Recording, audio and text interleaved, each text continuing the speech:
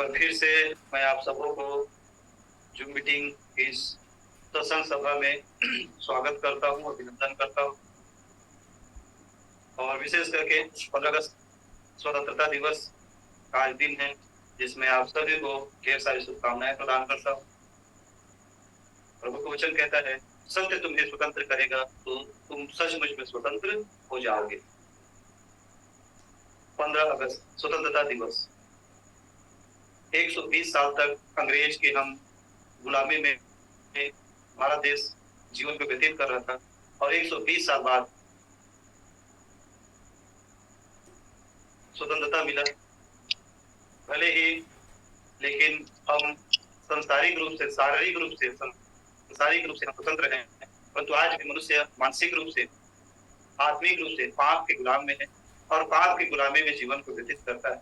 परंतु बाइबल कहता है, यदि सत्य तुम्हें स्वतंत्र करेगा तो सचमुच में तुम स्वतंत्र हो जाओगे। किसी का आइडियो, अपना आइडियो म्यूट कर लीजिए। गौतम यादव करके है, हर बार मैं आपको दिखाता हूँ। गौतम यादव जी म्यूट कीजिए। गौतम यादव अपना आइडियो म्यूट करें। जब भी आप जुड़ते हो तो 5 मिनट पहले जुड़ जाया करो, है ना।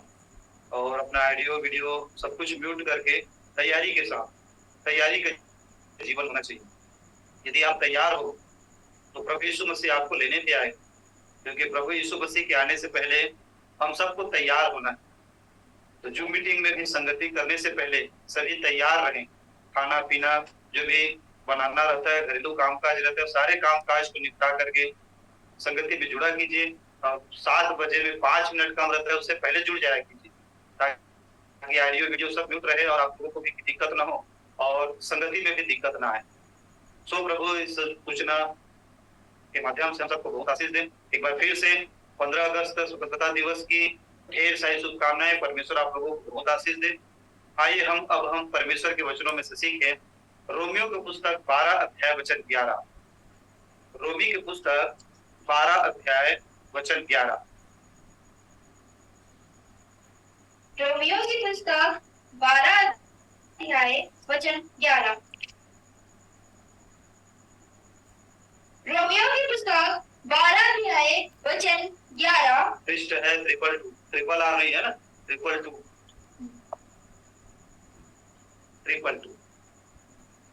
222 वचन 11। प्रयत्न करने में आलसी ना हो, आत्मिक उन्माद में भरे रहो, प्रभु की सेवा करते रहो। आइए हम प्रार्थना करें, प्रभु के वचनों से हमें बातचीत करें। प्रभु जी, हम आपका धन्यवाद करते हैं। कुछ पल कुछ क्षण प्रभु हम आपके पवित्र वचनों में सुनना और सीखना चाहते हैं। जूम मीटिंग के प्रभु सत्संग सभा को, मोबाइल के टावर कनेक्शन को, और जितने भी विश्वासी भाई बहन आज के सत्संग में जुड़े हुए हैं, उन सारे भाई बहनों के जीवन, कुटुंब, परिवार सभी को मैं अपने जीवन में परिवार को और मसीह की कलीसिया सुसमाचार सेवा समिति के जुट के समस्त विश्वासियों के जीवन परिवार को, और प्रभु आपके दास श्याम देवांगन उनके पूरे परिवार को प्रभु मैं आपके हाथों में सौंपता हूँ पिता। हम सबों के जीवन पर प्रभु आपकी आशीष कल्याण कामना की घोषणा करते हैं। प्रभु मुझ में होकर के पिता अपने वचन के माध्यम से हम सबों से प्रभु बातचीत करें, हमें सिखाइए प्रभु, ताकि प्रभु हम आपके वचनों को सीख सके, समझ सके। मैं अपने जीवन को आपके हाथों में सौंपता हूँ पिता, और धन्यवाद के साथ प्रार्थना प्रभु यीशु मसीह के नाम से मांगता हूँ, आमीन आमीन। एक बार फिर से पढ़ें। प्रयत्न करने में आलसी ना हो, आत्मिक उन्माद में भरे रहो। देखिए बाइबल क्या कहता है, प्रयत्न करने में आलसी ना हो और आत्मिक उन्माद में भरे रहो और प्रभु की सेवा करते रहो। प्रयत्न कर अर्थात कोशिश करना, प्रयास करना। कोशिश करने में, प्रयास करने में, प्रयत्न करने में आलसी ना हो और प्रभु की सेवा करते रहो और आत्मिक उन्माद से भरे रहो। मेरे प्रियो, बाइबल हमें अभ्यास करने की बात करता है, कोशिश करने की बात करता है, और बाइबल कहता है कि प्रयत्न करने में आलसी ना हो। कबीरदास जी कहते हैं, करत करत अभ्यास के जड़मती होत सुजान, रसरी आवत जात है सिल पर होत निशान। अभ्यास करते करते एक जड़मती अर्थात निर्बुद्धि व्यक्ति भी होत सुजान अर्थात बुद्धिमान व्यक्ति बन सकता है। जिस प्रकार से एक पत्थर के ऊपर में रस्सी के बार बार घर्षण के माध्यम से उस पत्थर पर भी रस्सी का निशान पड़ जाता है, ठीक उसी प्रकार से अभ्यास करने वाले के जीवन में, कोशिश करने वाले के जीवन में कभी हार नहीं होती। कोशिश करने वाले के जीवन में कभी भी हार नहीं होती। इसलिए बाइबल कहता है प्रयत्न करने में आलसी न हो, क्षमा करने में प्रयत्न कीजिए, बाइबल पढ़ने में प्रयत्न कीजिए, प्रार्थना करने में प्रयत्न कीजिए, सुबह प्रार्थना उठने में अभ्यास कीजिए, प्रयत्न कीजिए। चाहे सांसारिक जीवन हो, चाहे आत्मिक जीवन हो, जीवन के हर क्षेत्र में अभ्यास हमें निपुण बनाता है, हमें आगे बढ़ाता है।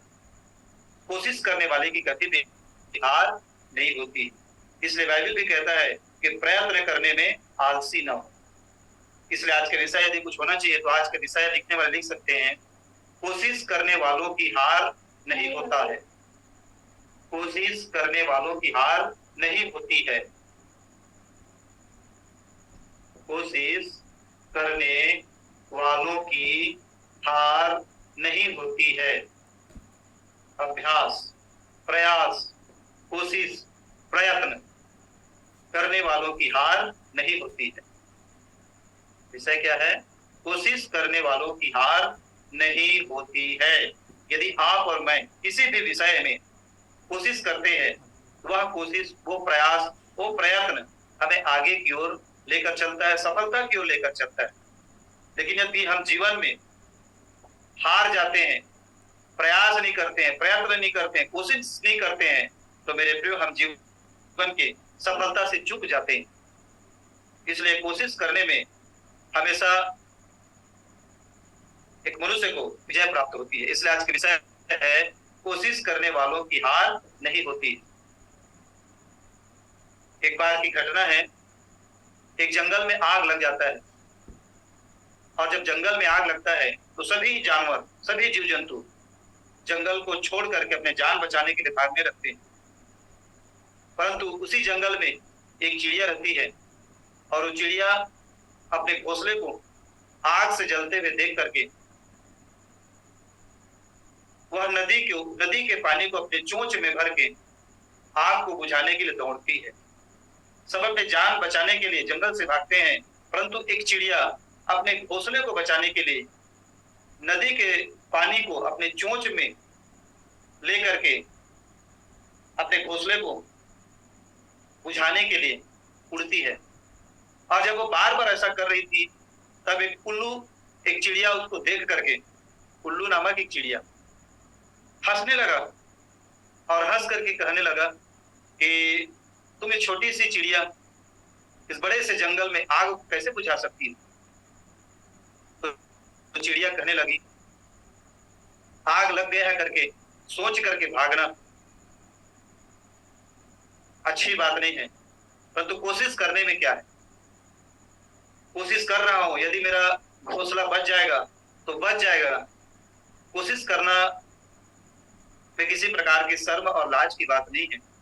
और जब इस बात को वो दूसरा चिड़िया जब इस बात को सुना तो वह लज्जित हो गया। ठीक उसी प्रकार से मेरे प्रियो, जब हम एक जीवन में आए तकलीफ और समस्याओं को लड़ते हैं और उस समस्याओं को अपने जीवन से दूर हटाने के लिए अभ्यास करते हैं, प्रयास करते हैं, प्रयत्न करते हैं, तभी मेरे प्रियो हमें विजय की प्राप्ति होती है। ऐसा क्यों है, मैं आप लोगों को बताना चाहूंगा। ऐसा इसलिए होता है क्योंकि मेरे प्रियो हम सब परमेश्वर के स्वरूप और समानता में बनाए गए। उत्पत्ति के पुस्तक में यदि हम पढ़ेंगे तो उत्पत्ति के पुस्तक में लिखा है, परमेश्वर ने कहा, आओ हम मनुष्यों को अपने स्वरूप और समानता में बनाएं। परमेश्वर के स्वरूप और समानता में समस्त मानव जाति बनाया गया है, और परमेश्वर ने कहा उजाला हो, उजाला हो गया। परमेश्वर जो जो कहता था वो हो जाता था। ठीक उसी प्रकार से मेरे प्रिय, हम भी परमेश्वर के स्वरूप और समानता में बनाए गए हैं। यदि हमारे भी जीवन में किसी प्रकार की समस्याएं हैं, विपत्तियां हैं, कोई दुख है, कोई तकलीफ है, और यदि हम मन में यह विचार कर लेते हैं कि यह समस्याएं हमारे जीवन से कभी दूर नहीं हो सकता, तो सचमुच में मेरे प्रिय वो समस्या आपके जीवन से कभी दूर नहीं हो पाएगा। परंतु यदि आप अपने मन में ठान लेते हो, कोशिश करते हो, अभ्यास करते हो, प्रयास करते हो छोटी चिड़िया के समान, तो मेरे प्रियो आप बिल्कुल सफलता को प्राप्त करोगे। एक बार की और घटना है, एक किसान रहता है, वो किसान खेती किसानी करता था, प्रतिदिन अपने खेत में जाकर के खेती किसानी का काम करता था। परंतु उसी खेत के पास एक और जमीन था उसका, उस जमीन में भी वो खेती किसानी करना चाहता था, परंतु उस जमीन में एक बड़ा चट्टान था और उस चट्टान को तोड़वाने के लिए किसान के पास पैसे भी नहीं था। इसलिए वो किसान प्रतिदिन जाकर के हथौड़े से उस चट्टान पर वार करता था, उसे तोड़ने का प्रयास करता था। ऐसे करते करते बहुत दिन बीत गया, परंतु वो देखा कि वो चट्टान टूट ही नहीं रहा है। वो हार मान करके मन में विचार करने लगा कि मैं अपने इसी खेत पर खेती किसानी करूंगा और चट्टान टूट नहीं रहा है, और हार मान करके वहीं पर बैठ गया। परंतु उस दिन उसका बेटा भी किसान के साथ खेत गया था और उसका बेटा खेलते हुए हथौड़े को पकड़ करके जोर से उस चट्टान पर दे मारा, वार किया, और जैसे उस बच्चे ने उस चट्टान पर वार किया, वो चट्टान टूट गया। और जैसे चट्टान टूटा, किसान के मन में आनंद आ गया, खुशी आ गया, अपने बच्चे को गले से लगा करके चूमने लगा।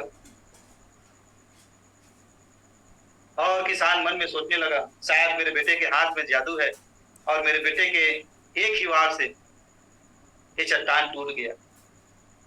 परंतु ऐसा नहीं था मेरे प्रियो, किसान के बेटे के हाथ में जादू नहीं था। किसान प्रतिदिन हथौड़े से चट्टान पर वार करता था, चट्टान भीतर से फूट रहा था, बस उसे एक और वार की जरूरत था। वो कोशिश नहीं किया, हार मानकर बैठ गया, परंतु उसके बेटे ने जब उस चट्टान पर हथौड़े से वार किया तो वह चट्टान टूट गया, बस उसे एक और वार की आवश्यकता था। ठीक उसी प्रकार से हमारे भी जीवन में मेरे प्रिय बहुत सारे दुख आते हैं, तकलीफ आते हैं। कुछ दिन तक, कुछ समय तक हम प्रार्थना करते हैं, कुछ दिन तक हम प्रयास करते हैं, अभ्यास करते हैं, प्रयत्न करते हैं। कभी कभी होता क्या है, हम सुबह उठ नहीं पाते हैं प्रार्थना करने के लिए, और हम अभ्यास भी नहीं करते हैं, प्रयास भी नहीं करते हैं कि आज मैं प्रार्थना में उठ नहीं पाया तो मुझे कल प्रार्थना में उठना चाहिए, मुझे परसों प्रार्थना में उठना चाहिए। किसी चीज को करने के लिए हम अभ्यास नहीं कर पाते हैं, प्रयास नहीं कर पाते हैं, और कुछ दिन तक करने के बाद कोशिश को करना बंद कर देते हैं। परंतु आप धीरे धीरे जिस काम को कर रहे हो मेरे प्रियो, काम आपको आगे बढ़ा रहा है, आपके जीवन के बंधन को तोड़ रहा है। बस आपको एक और प्रयास करने की आवश्यकता होती है, परंतु हम उस प्रयास को करना बंद कर देते हैं, जिससे मेरे प्रियो हम सफलता से हाथ धो बैठते हैं। उस किसान के समान वो हार मान गया था, परंतु उसके बेटे ने एक हथौड़ा उस चट्टान पर मारा, वो चट्टान टूट गया। अभ्यास, प्रयास, प्रयत्न। मेरे प्रियो, मेरी अपने जीवन की कहानी है। 10वीं क्लास में जब मैं पढ़ाई कर रहा था, 10वीं क्लास में मैं फेल हो गया। अब जब 10वीं क्लास में मैं फेल हो गया तो गांव के लोग, परिवार के लोग बड़ी हंसी उड़ाने लगे।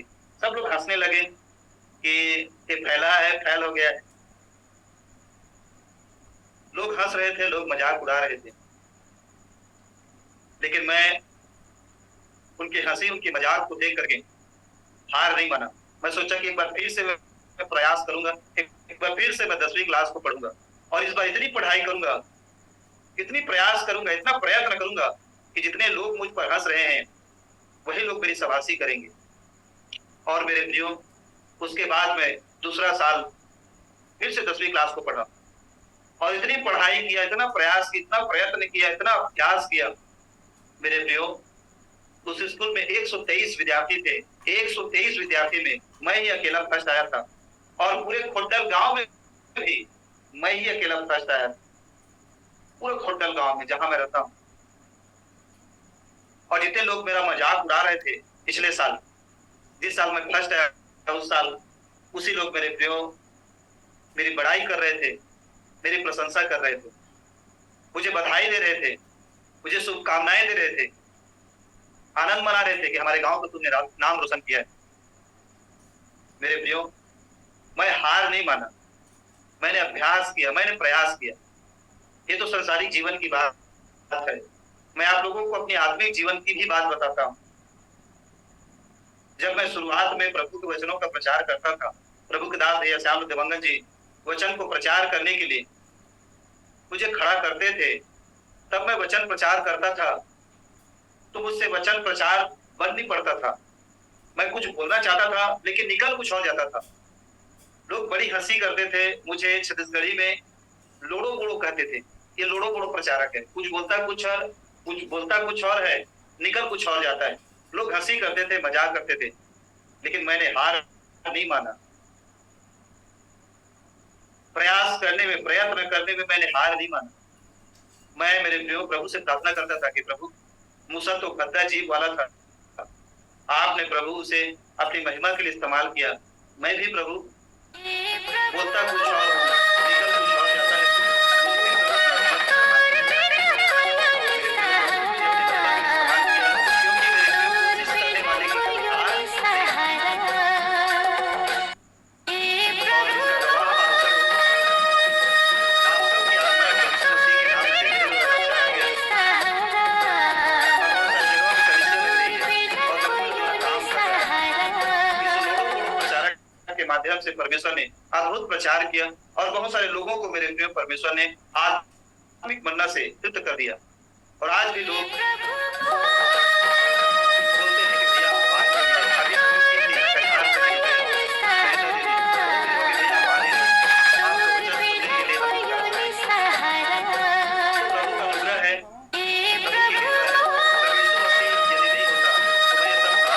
नहीं पाता। हार नहीं होती। इसलिए आज का विषय क्या है? कोशिश करने वालों की कभी हार नहीं होती है। कोशिश करने वालों की हार नहीं होती है। दूसरा इतिहास 15 अध्याय वचन 7। अभ्यास करो, प्रयास करो, प्रयत्न करो, कभी जिंदगी में हार मत मानो। जैसा सोचोगे तुम वैसा बन जाओगे, जैसा कर्म होगा वैसा फल पाओगे। जैसा आप कर्म करोगे, प्रयास करोगे, मेहनत करोगे, त्याग करोगे, परिश्रम करोगे, मेरे प्रिय उसका फल भी आपको ही मिलेगा। दूसरा इतिहास 15 अध्याय पृष्ठ क्रमांक। दूसरा इतिहास 15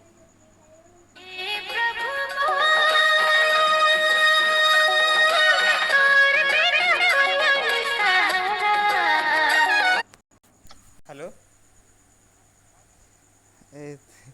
ठीक है भैया भी कल कल गोली खवा रहे हैं तो ठीक है।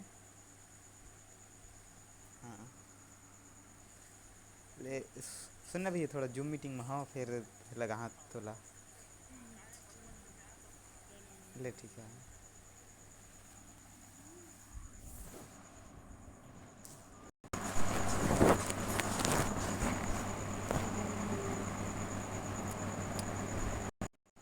तुम्हारे काम का बदला मिलेगा। परमेश्वर के वचन कहता है तुम हिम्मत मत हारो, हियाव बांधो और तुम्हारे हाथ ढीले ना हो, क्योंकि तुम्हारे काम का तुम्हें क्या मिलेगा? बदला। कोशिश करने वालों को मेरे प्रियो जरूर बदला मिलता है। बदला का अर्थात होता है प्रतिफल मिलता है। कोशिश करने वालों की हार नहीं होती है। इसलिए बाइबल हमें प्रयत्न करने की बात करता है। प्रभु यीशु मसीह हमें याद बांधने की बात करता है। मन तुम्हारा ढीला ना हो, कमजोर ना हो, चाहे जीवन के कोई भी क्षेत्र क्यों ना हो, हर क्षेत्र में हम याद बांधें, अर्थात हिम्मती बने, कोशिश करें, प्रयास करें, अभ्यास करें, मेहनत करें। और कोशिश करने वालों की हार नहीं होती है। पहला कुरिन्थी 16 अध्याय वचन 15। पहला कुरिन्थी 16 अध्याय वचन 15। मैं सोच रहा था कि आप लोगों को मैं स्वतंत्रता दिवस के बारे में सिखाऊं, समझाऊं, परंतु मैं सोचा कि जूम मीटिंग के माध्यम से आपको स्वतंत्रता दिवस के बारे में समझाना उचित नहीं समझा, क्योंकि कुछ ऐसा संदेश है जिसको हम जूम मीटिंग में नहीं सीख पाएंगे। मरियम जिस प्रकार से प्रभु यीशु मसीह के चरणों में बैठ करके प्रभु यीशु मसीह के वचन को सुनती थी, तब प्रभु ने कहा, गुरु ने कहा कि इसने जीवन को उत्तम भाग को चुन लिया है। तो कुछ ऐसे संदेश हैं, कुछ ऐसी शिक्षाएं हैं जिनको आपको गुरु के सामने बैठ करके सीखना पड़ेगा। शिक्षक के चरणों में, प्रभु यीशु के चरणों में, संगति के चरणों में बैठ करके आपको सीखना पड़ेगा, तब जा करके उन संदेश को आप समझ पाओगे, सीख पाओगे। तो मैं भी मन में विचार कर रहा था कि शायद आज स्वतंत्रता दिवस है, तो स्वतंत्रता दिवस के बारे में आप लोगों को सिखाऊं, समझाऊं, परंतु आत्मा ने मना किया कि जो मीटिंग के माध्यम से आप लोगों को इन सब बातों को ना सिखाऊं। तो जो मीटिंग में मैं कुछ ऐसे चीजों को आपको सिखाता हूं जिससे आप आधुनिक जीवन में आगे बढ़ने के लिए आपके अंदर में जोश, जुनून, आग लगे और आप आगे बढ़ सको। चलिए पढ़िए, पहला कुरिन्थी 16 अध्याय वचन 15। विषय क्या है? कोशिश करने वालों की हार नहीं होती है। हाँ, पहला कुरिन्थियों की पुस्तक 16 अध्याय वचन 15। हे भाइयों, तुम स्थिफनस के घराने को जानते हो कि वे आज्ञा के पहले पहला कुरिन्थी 16 अध्याय वचन 13 पढ़िए। 15 नहीं है ना, सॉरी 13 पढ़िए। पहला कुरिन्थियों की पुस्तक 16 अध्याय वचन 13। पहला कुरिन्थी 16 अध्याय वचन 13 पढ़िएगा ना, 15 को काट दीजिए, 15 नहीं पढ़ना है, 13 को पढ़िएगा। वचन 13। जागते रहो, विश्वास पे स्थिर रहो, पुरुषार्थ करो, बलवंत हो। देखिए बाइबल क्या कहता है? जागते रहो, विश्वास में स्थिर रहो, पुरुषार्थ करो, बलवंत हो। मतलब अभ्यास करो, बलवंत हो जाओ। आत्मिक जीवन में, भौतिक जीवन में, जीवन के हर क्षेत्र में तुम पुरुषार्थ करो, आगे बढ़ने का प्रयास करो, कोशिश करो, मेहनत करो।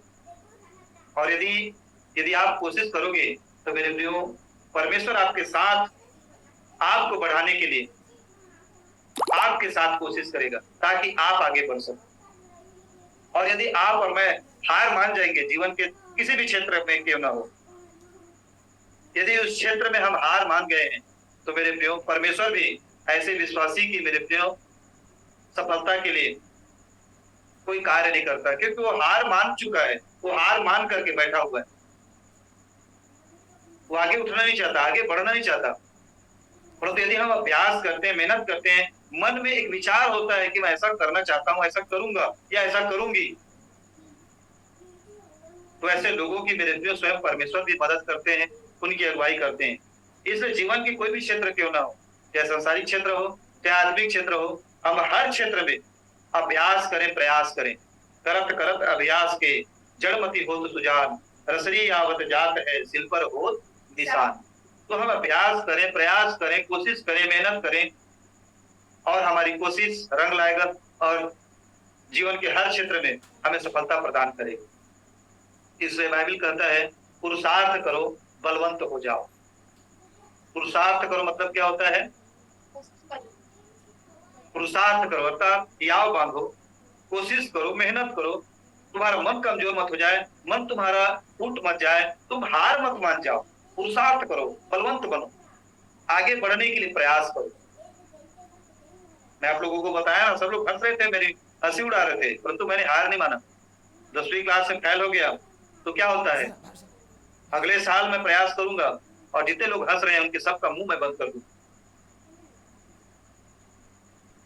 और मेरे प्रिय परमेश्वर ने मेरी सहायता भी किया और मैं सफल भी हुआ। और आत्मिक जीवन में भी मैंने प्रयास किया और आज भी प्रयास कर रहा हूं। और मैं चाहता हूं और मैं मानता हूं कि आप लोग भी प्रयास कर रहे हैं। और मेरे प्रिय, हम भी हार नहीं मानेंगे, हम भी जीत जाएंगे, जीत जाएंगे हम, अगर परमेश्वर प्रभु यीशु मसीह संग है। जिंदगी हर कदम एक नई जंग है, जीत जाएंगे हम यदि प्रभु यीशु मसीह हमारे संग है। तो जिंदगी हर कदम संघर्ष है, दुख है, तकलीफ है, समस्याओं का हमें सामना करना पड़ रहा है या पड़ता है। यदि प्रभु यीशु हमारे संग है तो मेरे प्रिय, हम हर संघर्ष में जीत सकते हैं, आगे बढ़ सकते हैं। कोई तूफान हमारा रास्ता नहीं रोक सकता, कोई चट्टान हमें गिरा नहीं सकता, कोई लहरें हमें रोक नहीं सकता, क्योंकि हम मेरे प्रिय आगे बढ़ सकते हैं। क्योंकि परमेश्वर यदि हमारे संग है और मन में जोश है, जुनून है, आगे बढ़ने की विचार है, मेरे प्रिय आप आगे बढ़ सकते हैं। यदि आपके अंदर में आगे बढ़ने की भाव ही नहीं है, आपके अंदर में कोशिश करने, प्रयास करने का भाव ही नहीं है, तो मेरे प्रियो आप वहीं पर रहोगे और जिंदगी गुजरता जाएगा और आपसे पहले आए हुए विश्वासी आपसे आगे बढ़ जाएंगे, परंतु आप वहीं पर ठहरे रहोगे और दूसरों को देख करके हाथ मलते रहोगे। लेकिन मैं यही नहीं चाहता कि जो संदेश, जो संगति मेरे साथ करते हैं, जो संगति आप जूम मीटिंग के माध्यम से या फिर मसीह की कलीसिया सुसमाचार सेवा समिति में जितने भी विश्वासी हैं, मैं ये नहीं चाहता कि वो विश्वासी हाथ पर हाथ मलते हुए घर में बैठे रहें। मैं चाहता हूँ वो जीवन के हर क्षेत्र में आगे बढ़े, चाहे वह संसारिक क्षेत्र हो, चाहे वो आत्मिक क्षेत्र हो। बस उन्हें काम करने की आवश्यकता है, कोशिश करने की आवश्यकता है। समझ आ रहा है आप लोगों को? कोशिश करना है, प्रयास करना है, प्रयत्न करना है, प्रार्थना करने में अभ्यास, प्रयत्न करना है, बाइबल पढ़ने में अभ्यास, प्रयत्न करना है, संगति को सुनने और समझने में प्रयास, अभ्यास, प्रयत्न करना है, कोशिश करना है। विश्वासी भाइयों के साथ यदि कुछ हो जाता है तो उनको क्षमा करने में प्रयास करना है, प्रयत्न करना है। हमारे बैरियों से प्रेम करने में हमें प्रयास करना है, प्रयत्न करना है। जो जो प्रभु यीशु मसीह ने आज्ञाएं दिया है, उन आज्ञाओं को हमारे जीवन में पालन करने के लिए प्रयास करना है, प्रयत्न करना है, अभ्यास करना है, कोशिश करना है। और मेरे प्रिय, कोशिश करने वाले की कभी हार नहीं होती, इसको याद रखिए।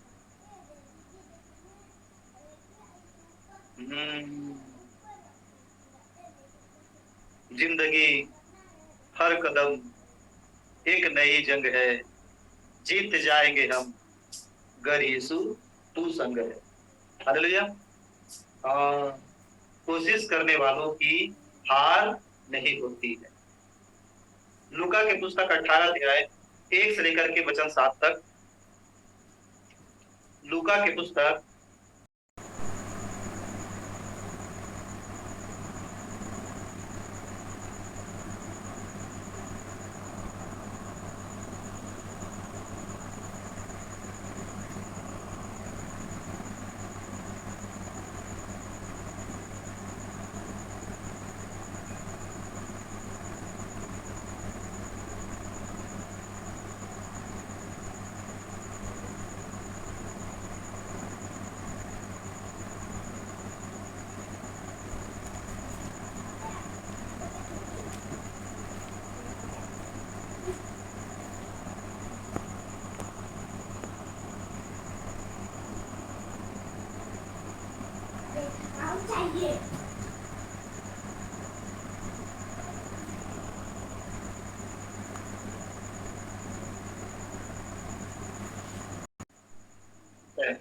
तब तक हम आगे बढ़ सकते हैं, हम जीवन की उपलब्धियों को प्राप्त कर सकते हैं। ये संसार एक विद्यालय है और हम सब इस संसार में शिष्य के समान हैं, छात्र हैं। और यदि हमारे अंदर में सीखने की भूख है, प्यास है, तो हम मेरे बढ़ते हैं। और एक आप लोगों को फिर से बताना चाहूंगा, किसी का जूम मीटिंग क्या बोलते हैं,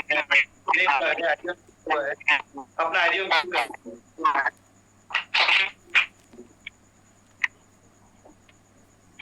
किसी का ऑडियो म्यूट नहीं है। हो गया। किसी का ऑडियो म्यूट नहीं लगता, मेरा आवाज डबल कैसे आ रहा है?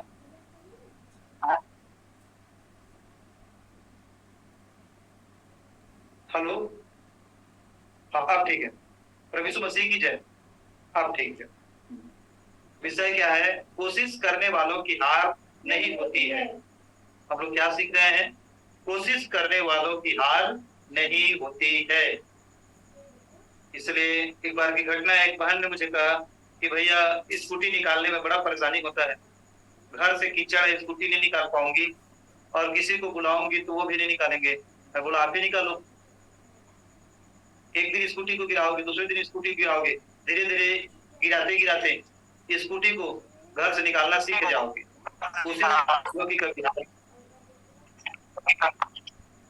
किसी का म्यूट नहीं हुआ है,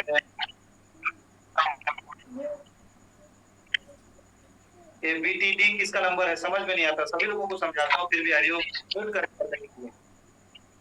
हालेलुया। लूका 18 अध्याय 1 से लेकर के वचन 7 तक। निकाल लीजिए लूका की पुस्तक 18 अध्याय वचन 1 से लेकर 7 तक। लूका 18 अध्याय 1 से लेकर के वचन 7 तक। चलिए पढ़िए। अधर्मी न्यायाधीश और विधवा का दृष्टांत।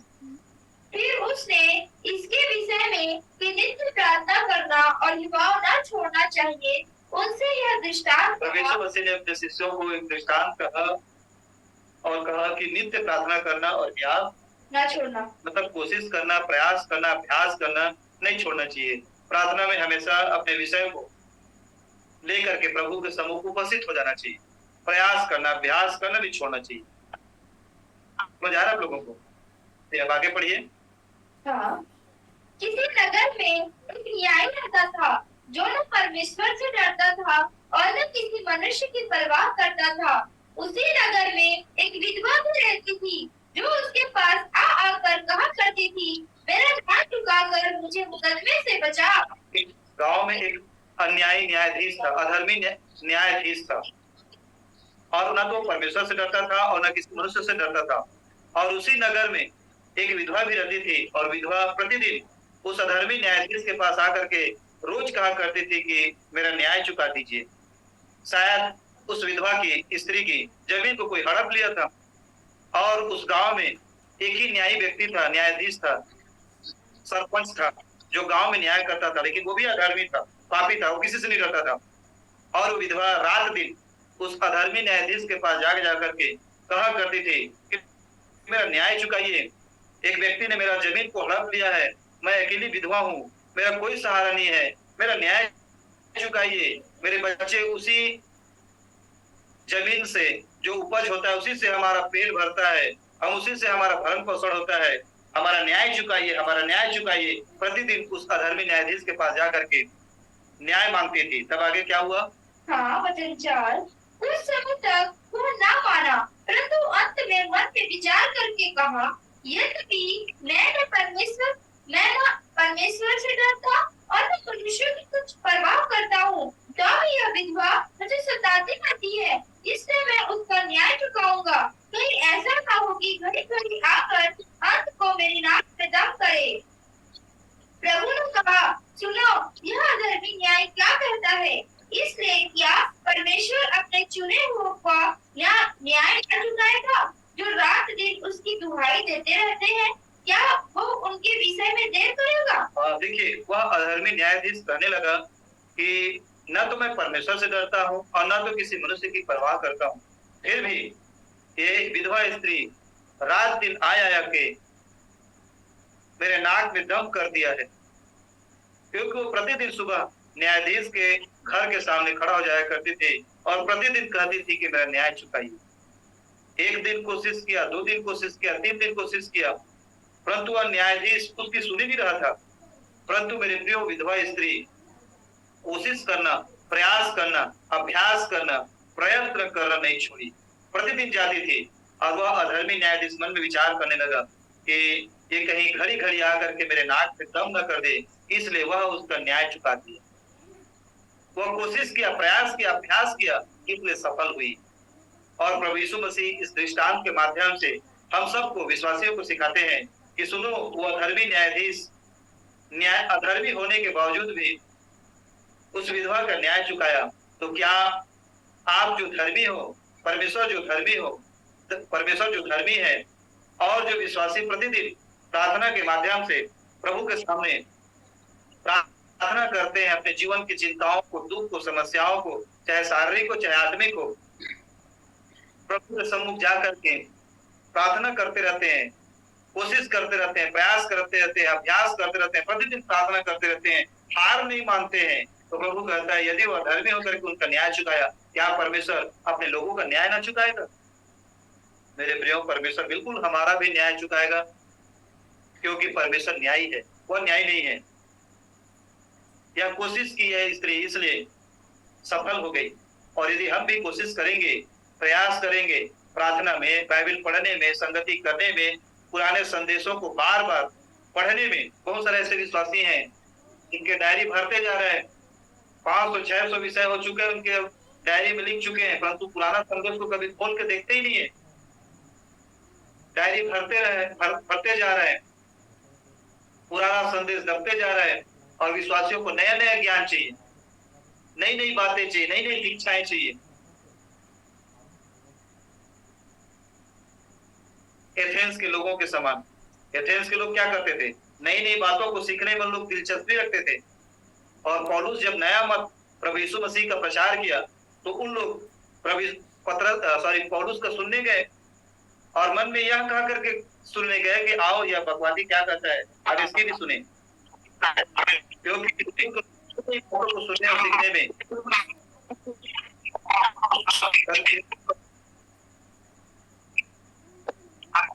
ऑडियो म्यूट कर दिया कि ऑडियो म्यूट नहीं हो रहा, या कोई स्पीकर में जोड़ा हुआ है,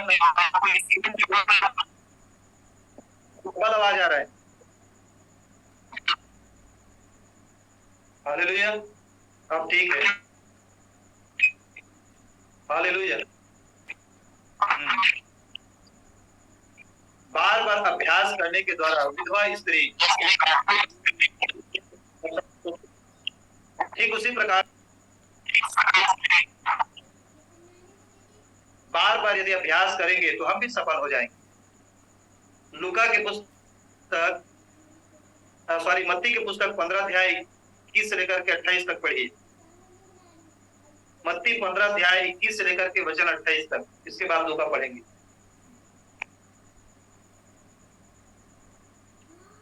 मत्ती के पुस्तक 15 अध्याय वचन 21 से लेकर 28 तक।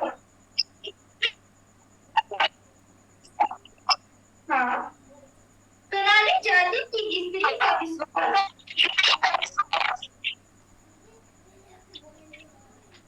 आवाज डबल आ रहा है, समझ में नहीं आ रहा कि कैसे डबल आवाज आ रहा है। डिस्कनेक्ट करके फिर से आप लोग जुड़िएगा, मैं डिस्कनेक्ट करके फिर से